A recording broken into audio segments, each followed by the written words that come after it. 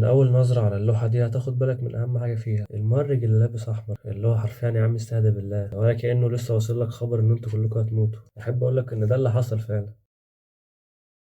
عمرك كنت في قاعدة مثلا كلها ضحك وحسيت فجأة إن في حاجة غلط؟ ومش غلط بسيط، أنت حاسس إن في حاجة تقيلة، بس حاسس إن أنت بس اللي شايف الغلط ده، والإحساس ده متجسد في اللوحة اللي قدامك دي. لوحة مرسومة من 150 سنة، اللي البطل بتاعها المهرج اللي لابس أحمر اللي هو ستانشيك، اللي هو كان مهرج مشهور في عصر النهضة في بولندا. أول ما تبص عليها تفهم إن في حاجة غلط. إزاي المهرج اللي المفروض إنه جاي يفرح الناس يبقى هو اللي قاعد كده، ورا منه على طول حفلة والناس بتضحك وبترقص وبيشقطوا بعض وحاجة ما شاء الله آخر مسلسلات رمضان السنة دي. عندك ستانشيك ده غالبا ما كانش مهرج عادي، كان أذكى من كده بكتير. كان بيستخدم الهزار في إنه يوصل الحاجة اللي هو عاوز يقولها من غير ما حد يحاسبه، اللي هو حد هيجي يكلمه يقول له لا أنا بهزر.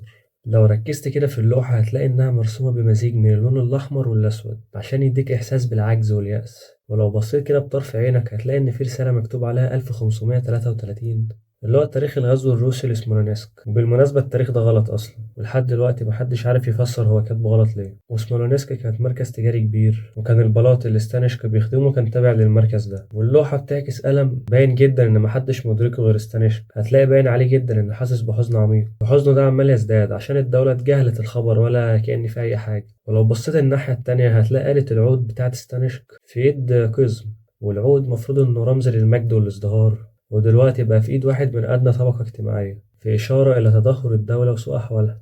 وعاوزك تبص كده بطرف عينك على الشباك هتلاقيه مذنب، وده عندهم كان بشرى إن في مصيبة جاية. وأخيرا أكتر التفاصيل حزنا في اللوحة كلها، عصا المهرج بتاعت ستانشك مرمية على الأرض، الأداة اللي بيضحك بيها الناس مرمية كأنه قرر إنه خلاص ما عادش في حاجة تستاهل.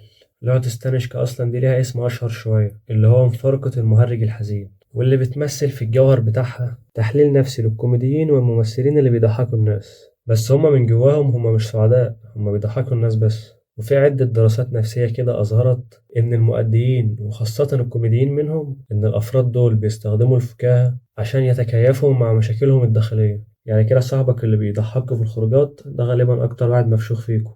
وده يطرح سؤال مهم، كم مرة بنحاول إن إحنا نبسط الناس اللي حوالينا وإحنا أصلا بنبقى غرقانين في الحزن زي ما بيقولوا؟ وده يطرح سؤال تاني، هل إحنا كلنا بنعاني من مفارقة المهرج الحزين؟ في فيلسوف ألماني اسمه نيتشه غالبا قالك إن الإنسان اخترع الضحك عشان يعرف يعيش.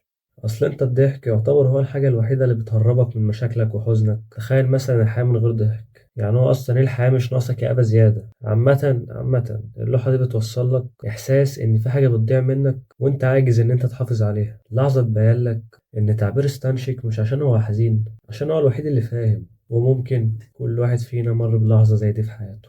وبهنا تكون حلقتنا خلصت للنهاردة، والسلام عليكم ورحمة الله وبركاته.